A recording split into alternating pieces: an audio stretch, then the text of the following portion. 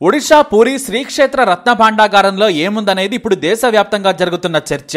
ఎందుకంటే ఈ గుడి లోపల గర్భగుడిని దాటి ఓ రహస్య గది ఉంది. ఆ రహస్య గదిని చేరుకోవాలి అంటే సొరంగ మార్గమే దారి. అంతా చీకటి, చుట్టూ రాతి శిలలపై పాములు, గది చుట్టూ భీకరమైన నాగుపాముల బొసలు. ఆ గదిని కాపాడేందుకు రక్షణగా విమలాదేవి, మహాలక్ష్మిలు చెరోవైపు ఉన్నారు. వారే ఈ శ్రీచక్రానికి నాగుపాముల రూపంలో రక్షణగా ఉన్నారనే నమ్మకం కూడా ఉంది. ఇక్కడకు సామాన్యులు వెళ్ళలేరు. అందుకే ఎన్నాళ్ల పాటు భద్రంగా ఉంది. ఎందుకంటే ఎటు నుంచి ఏ పాము కాటేస్తుందో తెలియదు. చుట్టూ చీకటి, అలాగే ఓ రకమైనటువంటి భీకరమైన వాసన. ఆ భాండాగారమే ఓ మిస్టరీలా ఉంటుంది. ఇక సొరంగ మార్గానికి వెళ్లే దారి పెద్ద తలుపులతో, ఇనుప కడ్డీలతో భద్రంగా తాళం వేసి ఉంది. మరి ఆ గదిలో నిజంగానే రత్న భాండాగారం ఉందా అంటే మాత్రం ఉంది. ఎంతుంది, ఏమున్నాయనేది మాత్రం ఎవ్వరికీ పూర్తిగా తెలియదు.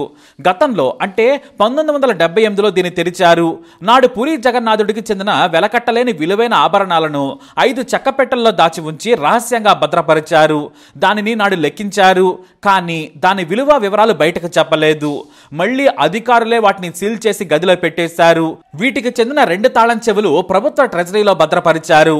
ఒకటేమో సొరంగ మార్గంలోకి వెళ్లేది, రెండవ తాళం చెవి మాత్రం శ్రీచక్ర రత్న భాండాగారం గది. పూరికి ఇంత సంపద ఎక్కడి నుంచి వచ్చిందంటే మాత్రం ఎక్కువగా రాజుల నుంచే వచ్చింది. మరీ ముఖ్యంగా అప్పటికే పూరి ఆలయంలో వరుసగా గుడి పొడవునా ఉన్న విగ్రహాలు ఎప్పుడూ బంగారం, వజ్రాలు మెరిసే ఆభరణాలతో నిత్యం కలకలలాడేవి. ఇవన్నీ కూడా దక్షిణ రాష్ట్రాల్లోని ప్రముఖ ఆలయాల నుంచి నాడు రాజులు బలవంతంగా దోచుకుని వచ్చినవే.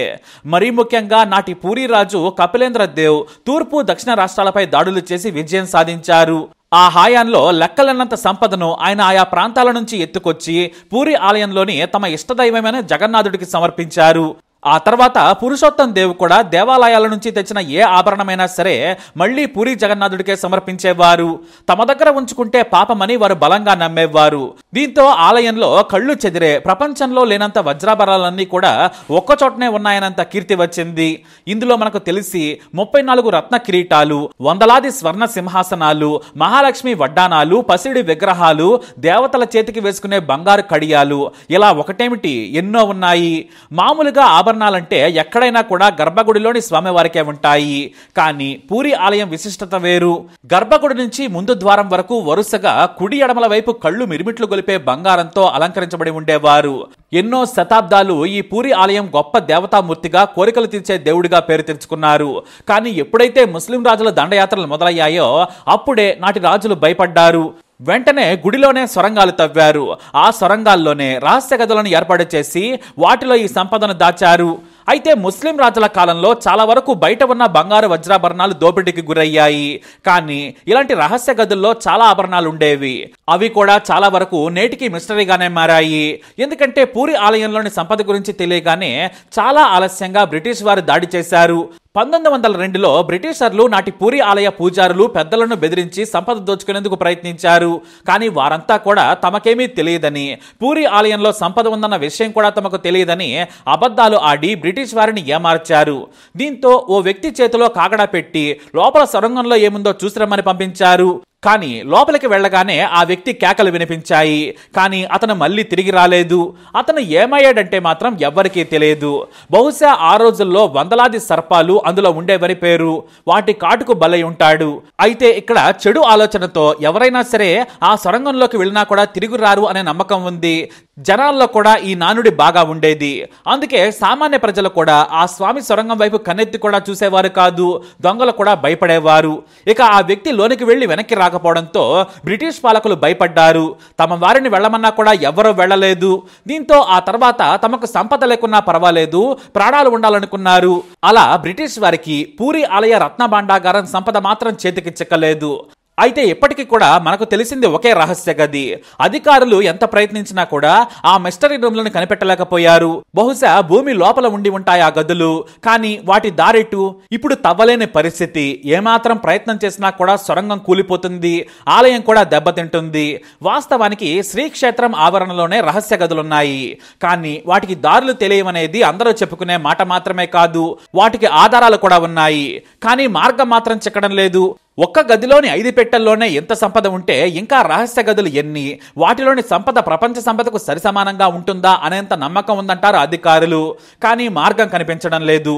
ఒకటే సొరంగ మార్గం, కానీ ఒకటే గది కనిపిస్తోంది. అయితే ఇప్పుడు మరో గది రహస్యం ఉందా అనే డౌట్ కూడా అధికారులకు వచ్చింది. ఎందుకంటే జూలై 14వ తేదీ 2024న ఆదివారం పూట 1:28 రహస్య గదిని తెరిచేందుకు ఏర్పాట్లు జరిగాయి. ఎందుకంటే తాళం చెవి దొరకకపోవడంతో గతంలో నవీన్ పట్నాయక్ సర్కారు ఆ ప్రయత్నం విరమించింది. కానీ ఆ తాళం చెవి తమిళనాడుకు వెళ్ళిందని నాడు ప్రధాని మోడీ ఆరోపణలు చేయడంతో ఆ పూరి సంపద మీద అందరికీ ఆసక్తి కలిగింది. తాము అధికారంలోకి వస్తే పూరి ఆలయంలోని సంపదను బయటకు తీస్తాం, మొత్తం లెక్కించి మళ్లీ భద్రపరుస్తామని చెప్పుకొచ్చారు మోడీ. అయితే తాళం తీయడానికి ముందే లోపల భయంకరమైన పాములున్నాయని అనుమానం వ్యక్తమైంది. ఆ అనుమానం రావడంతో 40 మంది ఓడీఆర్ఎఫ్ సిబ్బందిని కూడా రెడీ చేశారు. పాములు పట్టేవారిని కూడా సిద్ధంగా ఉంచారు. డాక్టర్లు కూడా పాము కాటుకు విరుడు ఇచ్చి ప్రాణాలు కాపాడేందుకు ఏర్పాట్లు చేశారు. ఇక ఆలయంలోని తాళం తీయాలంటే ఆచారం ప్రకారం గుడించా మందిరంలోని స్వామివారి అనుమతి తీసుకోవాలి. అక్కడ పూజలు చేసి అనుమతి తీసుకొని శ్రీక్షేత్రంలో పూజలు చేయాలి. ఆ తరువాతే తాళం చెవితో సొరంగ మార్గం తలుపులు తెరిచారు. శ్రీచక్ర గదిని చేరుకున్నారు అధికారులు. ఈ రత్న భాండాగారంపై ఒడిశా సర్కారు నియమించిన కమిటీ సభ్యులతో పాటు ప్రభుత్వ అధికారులు కూడా ఉన్నారు. చైర్మన్ జస్టిస్ విశ్వనాథ్ రథ్, సభ్యులు సిబికే మహంతి, ఆలయ పాలనాధికారి అరవింద పాడి, పూరి కలెక్టర్ సిద్ధార్థ శంకర్, పురావస్తు ఇంజనీర్లు, పూరి రాజప్రతినిధితో పాటు ఆలయ అధికారులు సభ్యుల సమక్షంలోనే ఈ శ్రీచక్ర గదికి ముందు పూజలు చేశారు. ఈ గదికి రక్షణగా ఉన్న దేవతామూర్తులైన విమలాదేవి, మహాలక్ష్మలకు ఆజ్ఞమాల వేసి పూజలు చేసి గదిని 1:28 తెరిచారు.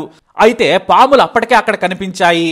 వాటిని పక్కకు జరిపి మొత్తం 5 పెట్టెలను ఒక్కొక్కటిగా బయటకు తెచ్చారు. అవి చాలా పెద్దగా ఉన్నాయి.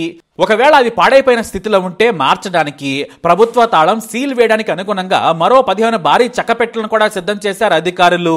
5 భారీ పెద్ద పెట్టెలను బయటకు తీసుకొచ్చి రహస్య ప్రాంతంలోని గదికి అందరి ముందే తీసుకెళ్లారు. ఈ ప్రక్రియను మొత్తం వీడియో తీసుకున్నారు. ఎక్కడ లెక్కిస్తున్నారు ఏంటనేది కేవలం ప్రభుత్వంలోని కీలక అధికారులకు, లెక్కింపు కమిటీ, కలెక్టర్, ఆలయ సభ్యులకు మాత్రమే తెలుసు. మరి లోపల ఏముంది, ఎన్ని లక్షల కోట్ల విలువైన ఆభరణాలు ఉన్నాయి, వీటి లెక్కింపు ఎప్పటి వరకు పూర్తవుతుందనే వివరాలు మాత్రం ఇంకా బయటకు చెప్పలేదు. 1978లో దాదాపు 70 రోజులు లెక్కించి వాటిని భద్రపరిచారు. కానీ ఆ వివరాలను కూడా ప్రభుత్వం బయటకు లీక్ చేయలేదు. వాటిలో ఉన్న వివరాలతో ఇప్పటితో లెక్కలు సరిపోతుందా అనేది కూడా కమిటీ తేల్చనుంది. ఎందుకంటే వీటిని డిజిటలైజ్ చేయనున్నారు అధికారులు.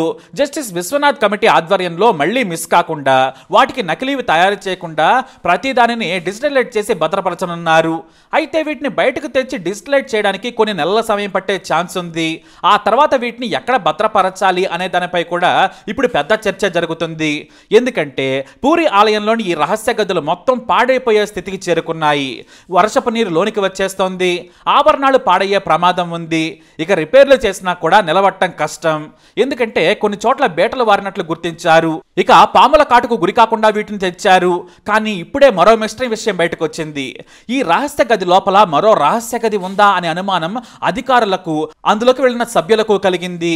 ఇదే గడికి కుడివైపున, అంటే గర్భగుడికి వెనుక భాగంలో మరో రహస్య గది ఉంది అనే అనుమానాలున్నాయి. ఇక సరిగ్గా ఇదే విషయంపై ప్రముఖ చరిత్రకారుడు నరేంద్ర కుమార్ మిశ్రా కూడా ముందే చెప్పారు. పూరి రత్న భాండాగారంపై పూర్తి శ్రద్ధ పెట్టాల్సిన సమయం ఆసన్నమైంది. ఇన్నాళ్లు ఎవరో పట్టించుకోలేదు. ఎన్నో రహస్య గదులున్నట్లు ఆధారాలు కూడా ఉన్నాయి. ఆ సొరంగ మార్గం అన్వేషణ మొదలు పెట్టండి. సొరంగంలోనే మరో సొరంగం కూడా ఉండొచ్చు. ఆ సొరంగానికి రహస్య గదులకు లింక్ ఉంటుంది. కానీ అక్కడ గది ఉన్నట్లు గుర్తించాలంటే ఎంతో నైపుణ్యం మాత్రమే కాదు, చాలా సమయం కూడా పడుతుంది. ముందు ఈ రహస్య గదిలోనే మరో సీక్రెట్ రూమ్ కూడా ఉంది. దాన్ని కూడా అన్వేషించి గుర్తించాలని కోరారు. ఎందుకంటే గతంలో ఆంగ్లేయులు ప్రాణభయానికి వెనక్కి తగ్గారు. మనుషులనే వారు నాడు వెళ్ళలేకపోయారు. వేలాది సర్పాలతో గుడిలోని సొరంగ మార్గం భీకరంగా ఉండేది. అందుకే ఆంగ్లేయుల నుంచి ఈ సంపద మనకు దక్కింది. లేదంటే నాడే దోచుకునేవారు. ఇప్పుడు రహస్య సొరంగ మార్గాలు, రహస్య గదులను గుర్తించుకుంటే భవిష్యత్తులో చాలా కష్టం. ఇప్పటికే ఆలయం సొరంగ మార్గం బేటలు వారింది. ఇప్పుడు గాని గుర్తించలేదంటే భవిష్యత్తులో ఇక ఎవరూ ముట్టుకోలేరు. ఆ కళ్ళు చెదిరే సంపదంతా భూగర్భంలో కలిసిపోతుందని ఆయన భయపడుతూ ఆందోళన వ్యక్తం చేశారు. కానీ కమిటీ మాత్రం తమకు ప్రభుత్వం అప్పగించిన పనిని ముందు పూర్తి చేయాలి, ఆ తర్వాత ఏదైనా ప్రభుత్వ నిర్ణయమేనని మీడియాకు తెలపడం విశేషం. మరి ఆ కళ్ళు చెదిరే సంపద దొరుకుతుందా? అది దొరకాలంటే మిస్టరీ దారులు, మిస్టరీ గదుల ఆచూకీ తెలియాలి. కానీ నాడు రాజులు తెలివిగా ముస్లిం రాజుల నుంచి కాపాడేందుకు చేసిన ప్రయత్నంతో ఎవరు గుర్తించలేకపోయారు. మరి మనం గుర్తించగలమా అంటే మాత్రం కాలమే సమాధానం చెప్పాలి.